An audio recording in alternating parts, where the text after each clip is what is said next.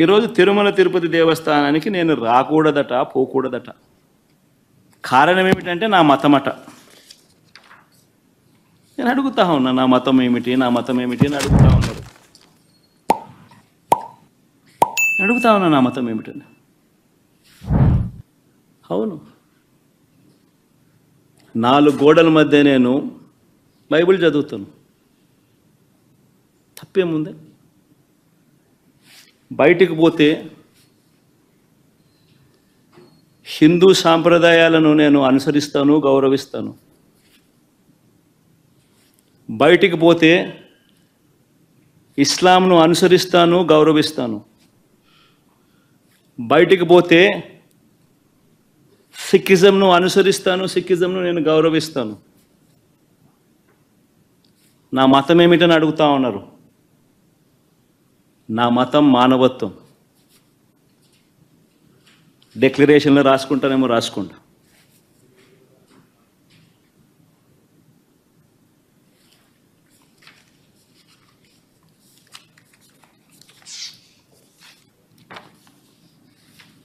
భారతదేశం కాన్స్టిట్యూషన్ నేను ఒకసారి చదువుతా. According to the preamble, India is a sovereign, socialist, secular, democratic republic. Secular అనే పదానికి అర్థం తెలుసని అడుగుతా ఉన్నా. గుడికి పోయే వ్యక్తిని నువ్వు ఏ మతము అని అడుగుతా ఉన్నావు. ఏ మతము అని చెప్పకపోతే గుడిలోకి ఎంటర్ కాకూడదు అని అంటా ఉన్నావు. సెక్యులర్ దేశం అని చెప్పి చెప్పుకుంటా ఉన్నాం.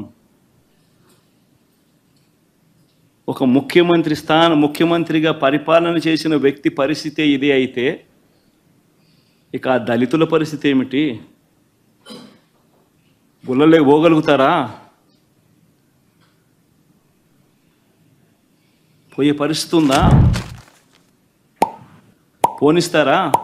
తను ఒకడే యేసుక్రీస్తు యెహోవా ఒకడే దేవుడు, ఇంకెవరిని పూజించరాదు అని చెప్పి అది స్టార్ట్ అయింది. ఓకే, ఒక చిన్న ప్రాంతంలో స్టార్ట్ అయింది.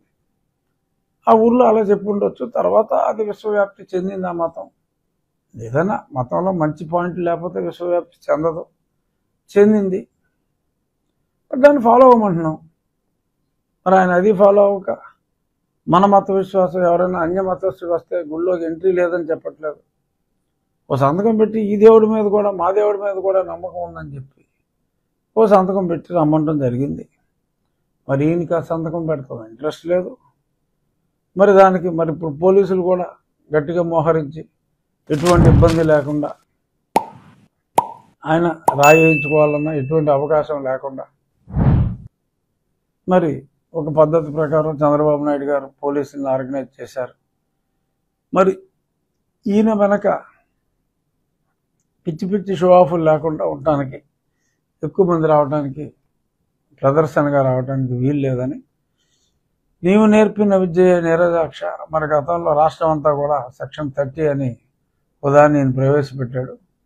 అది కేవలం తిరుపతి అలిపిరి దారి వరకు మరి ఆ ప్రాంతంలో ఇది పెట్టారు. పోలీస్ సెక్షన్ 30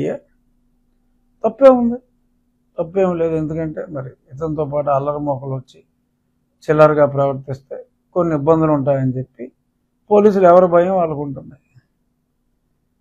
హైలైట్ ఏంటంటే ఇందాక నేను చూసా,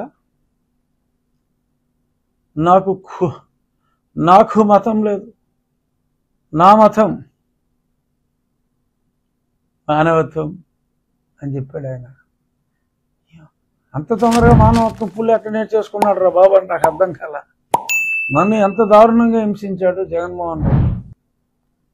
మరి ఎన్నిసార్లు నేను చెప్పా, కనీసం 3 సార్లు నన్ను లేపాలని చూశాడు జగన్మోహన్ రెడ్డి. మచ్చుకైనా ఒక అంశు మానవత్వం కూడా లేని జగన్మోహన్ రెడ్డి ఆయన మతం మానవత్వం అంటే సిగ్గేసిపోతుందిరా బాబు, సిగ్గేసిపోతుంది. ఇనివారికి కంపరం వచ్చేస్తాను. ఇవ్వాలే కదా, పేపర్లో వచ్చింది నన్ను దారుణమైన చిత్రహింస పెట్టారని. ఇలా కొడతారేంట్రా, కొడత ఎలాగో చూపిస్తానని చెప్పి సునీల్ కుమార్ వచ్చాడని,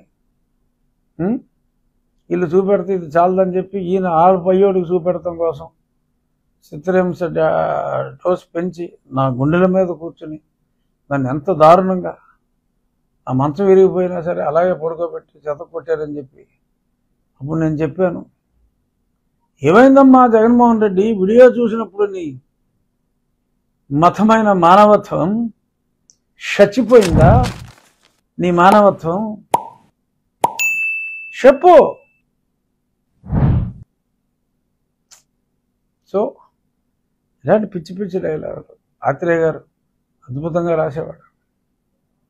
అలాంటి డైలాగులు మరి జీవిడి కృష్ణమోహన్ గారు రాసిచ్చాడా, ఇంకెవడు రాసిచ్చాడో కానీ మతం మానవత్వం అని ఎటువంటి మాటలు మాట్లాడేయటం చాలా చిరాగ్గా ఉంది. ఎనీహో సరే, ఆ మాటలు ఎవడో నమ్మడం అది వేరే విషయం. కానీ ఇప్పుడు మరి కేవలం ముఖ్యమంత్రి కింద ఉండగానే, బుల్లెట్ ప్రూఫ్ బస్సులో ఉండగానే చెట్టు మీద ఎవడన్నా బాణం వేస్తాడా, తుపాకుతో కాలుస్తాడనే భయంతో మరి చెట్లు నరికిన మహానుభావుడిగా కీర్తించబడ్డ జగన్మోహన్ రెడ్డి మరి అంతేసి మందిని వేసుకెళ్ళిపోతే కుదరదమ్మా, లిమిటెడ్గా రావాలమ్మా, నీ దర్శనానికి అన్ని ఏర్పాట్లు చేస్తావమ్మా, కానీ డిక్లరేషన్ మస్ట్ అమ్మా అని అన్న వెంటనే ఒక రాష్ట్ర ముఖ్యమంత్రిని, మాజీ ముఖ్యమంత్రిని దేవుని దర్శనానికి కూడా చూడనివ్వకపోవటం బాధ అనిపిస్తుంది.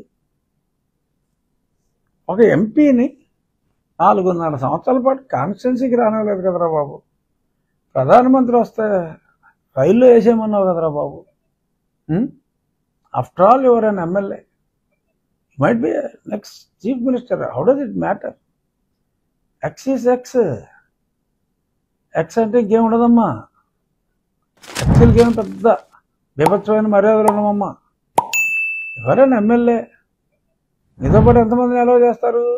6 అంతే. ఎమ్మెల్యేకి అంతకన్నా ఉండదు. ఇంక వేరే పెద్దగా ఎమ్మెల్యేలు ఎవరు లేరు. మీ పార్టీలో ఉన్న ఇంకో బ్యాలెన్స్ 10 మందిని కూడా రమ్మన్నా 10 6 60 మందే.